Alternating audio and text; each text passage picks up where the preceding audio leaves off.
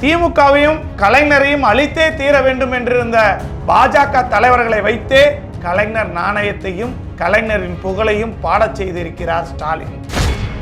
அரசியல் அரங்கில் ஸ்டாலின் அடுத்தடுத்து அடித்தாடும் ராஜதந்திர நடவடிக்கையால் முடங்கி போயுள்ளார் எடப்பாடி. கலைஞரின் நாணயத்தில் இந்தி இருக்கிறது என எடப்பாடி கூறியதற்கு நாட்டு நடப்பை அறியாதவர் எடப்பாடி எனவும், பாஜகவோடு ரகசிய உறவு வைக்க எனக்கு அவசியம் இல்லை, படுத்து படுத்து பதவி வாங்கி அனுபவித்துக் கொண்ட எடப்பாடிக்குத்தான் இது அவசியம் எனவும் காட்டமாக ஆராசா கூறியிருக்கிறார். தமிழ் வெல்லும் என நாணயத்தில் பதிக்கப்பட்டு ஸ்டாலின் செய்தது சாதனை. தன்னை வளர்த்து ஆளாக்கிய ஜெயலலிதாவிற்காக எந்த விழாவும் எடுக்காமல், ஏன் மத்திய அரசின் துணையோடு ஆட்சி செய்து கொண்டிருந்தும் கூட ஜெயலலிதாவின் நாணயத்தை கூட வெளியிட கையாளாகத்தனமாகத்தான் எடப்பாடியின் செயல் இருக்கிறது என சமூக வலைதளங்களில் திமுகவினர் தோலெடுத்து காட்டிக் கொண்டிருக்கிறார்கள்.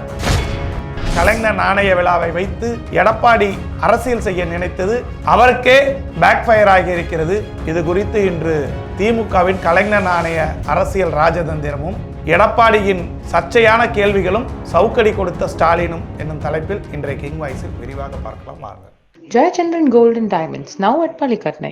திமுகவின் கலைஞர் நாணய அரசியல் ராஜதந்திரமும் எடப்பாடியின் சர்ச்சை கேள்விகளும் ஸ்டாலினின் சவுக்கடி பதில்களும்.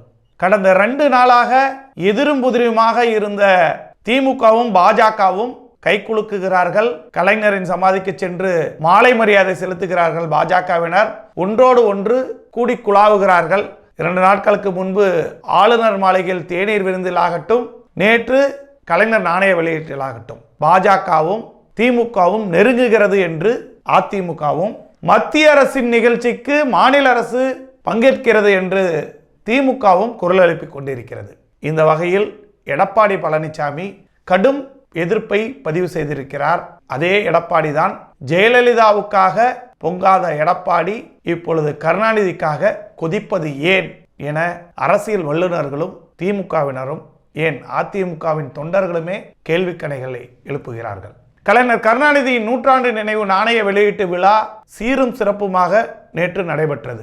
மத்திய அமைச்சர் ராஜ்நாத் சிங் நாணயத்தை வெளியிட்டது மட்டுமின்றி எந்த பாஜக தலைவரும் செய்யாத வகையில் கலைஞரின் நினைவிடத்திற்கே நேரில் சென்று மலரஞ்சலி செலுத்தியிருக்கிறார். இந்நிலையில் கலைஞர் நாணயத்தின் பெயர் இந்தியில் தான் உள்ளது, எதிலும் தமிழ் என்று கூறிக்கொண்டிருக்கக்கூடிய மு.க. ஸ்டாலின் இதற்கு எதிர்ப்பு தெரிவித்தாரா என எதிர்க்கட்சி தலைவர் ஸ்டாலினை பார்த்து இந்தியை தூக்கி பிடிக்கிறார், தமிழை தூக்கி பிடிக்கவில்லை என்ற வகையில் கேள்விக்கணைகளை எடப்பாடி பழனிசாமி கேள்வி எழுப்பி வெற்றிகரமாக நடந்த திமுகவின் அரசியல் ராஜதந்திர நிகழ்ச்சியை குழப்பி அரசியல் லாபம் காண எடப்பாடி நினைத்திருக்கிறார். கலைஞர் நினைவு நாணய வெளியீட்டு விழாவிற்கு மக்களவை எதிர்க்கட்சி தலைவரும் இந்திய கூட்டணி தலைவருமான ராகுல் காந்தியை அழைத்திருக்கலாமே, ஏன் அழைக்கவில்லை என எடப்பாடி மேலும் ஒரு கேள்வியை திமுகவை பார்த்து கேட்டிருக்கிறார். திமுக பாஜக இடையே ரகசிய உறவு உள்ளது என்பது முன்பு இருந்தே கூறி வந்தோம். அது தற்பொழுது வெட்ட வெளிச்சமாகி உள்ளது எனவும், திமுக கூட்டணியில் இணைந்திருக்கும் கட்சிகள் திமுகவிலேயே இணைந்து விட்டனர், அவர்களுக்கு எந்த தனித்தன்மையும் இல்லை என எடப்பாடி பழனிசாமி கடுமையாக விமர்சித்திருக்கிறார். இந்த நிலையில்தான் எடப்பாடி பழனிசாமியின் கருத்திற்கு திமுக எம்பி ஆர் ராசா கடும் பதிலடியை கொடுத்திருக்கிறார். என்ன ஆட்சி எடப்பாடி பழனிசாமிக்கு என்று கேள்வி கேட்பதுடன், முத்தமிழறிஞர் கலைஞர் 100ஆண்டை சிறப்பிக்கும் 100 ரூபாய் நாணயத்தை வெளியிட்டு மத்திய அரசு சிறப்பித்திருக்கிறது. இந்த விழாவிற்கு ராஜ்நாத் சிங் ஏன் வருகிறார், ராகுல் காந்தியை ஏன் அழைக்கவில்லை என எடப்பாடி பழனிசாமி கேள்வி கேட்டிருக்கிறார் என்று ஆராசா கேட்டிருக்கிறார். இந்தியாவில் நாணயம் மற்றும் ரூபாய் நோட்டுகளை வெளியிடுவது மத்திய அரசு என்பதால் மத்திய பாதுகாப்புத்துறை அமைச்சராக உள்ள ராஜ்நாத் சிங் இதில் கலந்து கொண்டு சிறப்பித்திருப்பதில் என்ன பிரச்சனை எடப்பாடிக்கு? கலைஞரின் உருவம் பொறித்த நாணயத்தில் இந்தி எழுத்துக்கள் ஏன் இருக்கிறது என்று எடப்பாடி பழனிசாமி கேட்பதால் அவருக்கு என்ன ஆட்சி என்ற கவலை மேலும் அதிகரிக்கிறது என்று ராஜா நக்கலாக கேள்வி கேட்டுள்ளார். இந்தியாவில் உள்ள நாணயங்கள் எதுவாக இருந்தாலும் அதில் ஆங்கிலமும் இந்தியும் இருப்பது வழக்கம். எம்ஜிஆருக்கு நாணயம் வெளியிட்ட பொழுது அதிலும் இந்தி எழுத்துக்கள் இருப்பதை கூடவா எடப்பாடி பழனிசாமி அறியவில்லை என வினா எழுப்பியுள்ளார். கலைஞர் கருணாநிதிக்காக வெளியிட்டுள்ள நாணயத்தில்தான் தமிழ் வெல்லும் என கலைஞரின் கையெழுத்தே அதில் எழுத்துக்களாக பொறிக்கப்பட்டுள்ளது. இதை கூட உணராமல் எடப்பாடி பழனிசாமி உளறிக் கொண்டிருப்பதால் அவரை எந்த லிஸ்டில் சேர்ப்பது என்பதை புரியவில்லை என்று கூறியிருக்கிறார். எதையாவது சொல்ல வேண்டும் என்பதற்காக தமிழ்நாடு அரசின் சார்பில் கலைஞருக்கு சிலை நிறுவப்பட்ட சிலையை பாஜக தலைவர்கள் ஒருவராக இருந்த இந்திய குடியரசு துணைத் தலைவர் திறந்து வைத்தார் என்பதையும் இப்பொழுது விமர்சித்திருக்கிறார் எடப்பாடி பழனிசாமி. திமுக சார்பில் அண்ணா அறிவாலயத்தில் நிறுவப்பட்ட கலைஞர் சிலையை காங்கிரஸ் தலைவராக இருந்த அன்னை சோனியா காந்தி திறந்து வைத்தார் என்பதை எடப்பாடி அறிவாரா எனவும் பட்டாசாக வெடித்திருக்கிறார் ராசா. அதிமுகவை போல் பாஜகவுடன் கள்ள உறவு வைக்க வேண்டிய அவசியம் எங்களுக்கு இல்லை.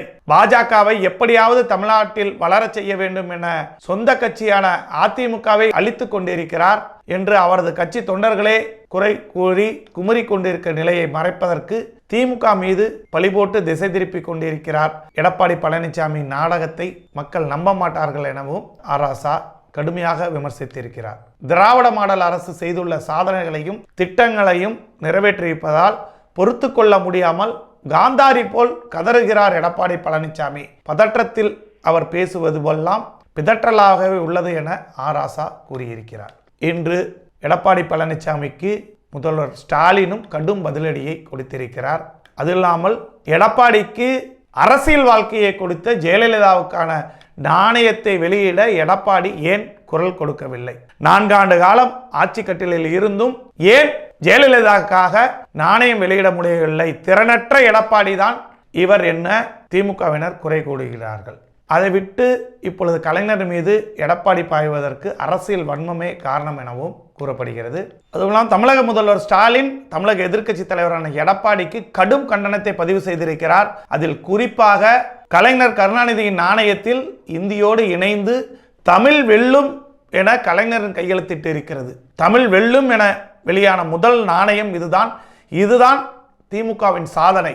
இது குறித்த நாட்டு நடப்புகள் கூட அறியாதவர் ஒருவர் எதிர்க்கட்சி தலைவராக இருக்கிறாரோ என கண்டனம் தெரிவித்திருக்கிறார். பாஜகவோடு ரகசிய கூட்டணி வைக்க வேண்டிய அவசியம் எங்களுக்கு இல்லை.